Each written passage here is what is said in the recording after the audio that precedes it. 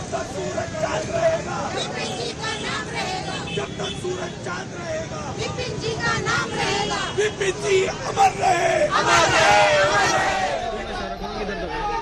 चाहे संगठन हो, चाहे आम लोग हो, सब वहां पर पहुंच रहे हैं। एक तरफ की देखिए आप, यातायात को इस समय रोका गया है और वहां से भी लोग आपको वो तस्वीरें खींचते हुए, वीडियो बनाते हुए नजर आ जाएंगे, जो देख रहे हैं कि हमारे सर्वोच्च सेनापति अपनी अंतिम यात्रा पर निकले हैं उसी शान के साथ जिस शान से उन्होंने देश की सेवा की इतने सालों तक।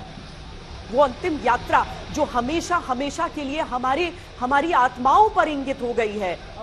किस तरीके से एक सेनानी जिसके नेतृत्व क्षमता के बारे में क्या कहा जाए कि वो आज उनके नेतृत्व का ही असर है, उनकी सशक्त नेतृत्व का असर है कि आप बच्चों को, युवाओं को इस तरीके से पीछे पीछे भागते हुए, उस राह पर चलते हुए, उनका अनुकरण करने का प्रयास करते हुए देख लेंगे इस समय तस्वीरों में।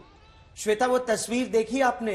ये गन कैरेज एक तरफ से आ रहा है, तोप पर उनका पार्थिव शरीर रखा है, दूसरी तरफ ट्रैफिक में खड़े लोग निकलकर सल्यूट कर रहे हैं, तस्वीर ले रहे हैं। ये देश का आम नागरिक है, ये सेना के सिपाही नहीं है। ये सल्यूट दिल से निकल रहा है, ये सम्मान दिल से निकल रहा है। वो तस्वीरें देखकर अनायास भाव विभोर हो जाना लाजमी है। आप देखें इन तस्वीरों को, लोग ये तस्वीर अपने कैमरे में कैद कर लेना चाहते हैं कि जब हमारे देश के सर्वोच्च सेनापति को अंतिम विदाई दी गई तो हम वहां उस समय थे। ये तस्वीर लोग अपने कैमरों में, अपने दिल में कैद कर लेना चाहते हैं। श्वेता, वाकई ये 3 तस्वीरें हम आपको अंतिम विदाई के, अंतिम दर्शन के और अंतिम यात्रा के दिखा रहे हैं इस समय, लेकिन ये तस्वीरें अपने आप में बहुत कुछ बयान कर रही हैं। अभी भी देखिए उसी ऊर्जा के साथ, वही नारे लगाते हुए, उसी गर्व के साथ सारे लोग, सारे देशवासी जनरल बिपिन रावत की अंतिम यात्रा के हम सफर बन रहे हैं। एक एक पल को अपने जहन में कैद कर लेना चाहते हैं वो।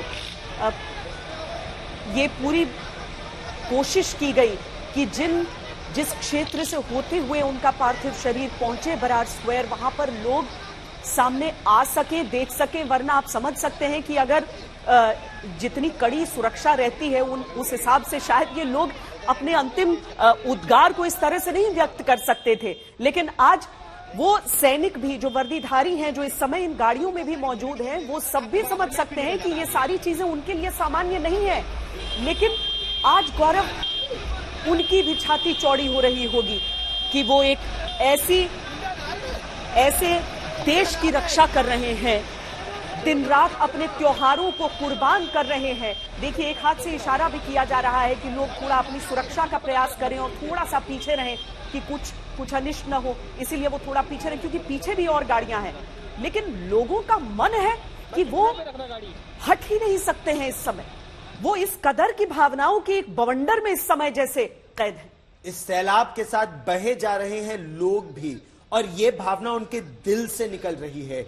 उन्होंने जनरल बिपिन रावत को सुना है, और यही बात आपको याद है, एक बार आप और मैं जनरल बिपिन रावत से जब बात कर रहे थे तो हमने पूछा भी था, आपके बयान से तमाम विवाद खड़े होते हैं, आप इतनी बेबाकी से अपनी बात करते हैं। उन्होंने कहा, मैं देश की जनता से बात करता हूं, मैं देश की जनता को बताना चाहता हूं कि आपकी सेना सशक्त है। आपकी सेना, आपके टैक्स के पैसे से जो सेना चलती है वो आपके लिए काम करती है, आपकी सुरक्षा के लिए काम करती है। ये वो संदेश निरंतर देना चाहते थे, और यही संदेश वो सेना के अंदर भी लोगों को दे रहे थे कि मैं चाहता हूं कि हम सब मितव्ययी बने, हम सब कम खर्च करें ताकि हथियार खरीदने के हमारे पास पैसे हो। कुछ उनकी जो चीजें थी वो बताने का प्रयास करते थे। हालांकि वो खुद एक जनरल के बेटे थे, खुद जनरल बने थे, फिर सीडीएस बने थे। इतना लंबे समय 4 स्टार जनरल अब तक कोई नहीं रहा है हमारे देश में, तो वो अपने आदेश से भी काम करा सकते थे, लेकिन वो लोगों को अपने साथ लेकर चलने का निरंतर प्रयास करते थे। और लक्ष्य जो रखते थे उनमें यह था कि मैं अपना लक्ष्य प्राप्त करके रहूंगा, चाहे वो मैरीटाइम कमांड हो, एयर डिफेंस कमांड हो, या eastern theatre, western theatre command हो, स्टेप बाय स्टेप अप्रोच वो सब हासिल करना चाहते थे श्वेता।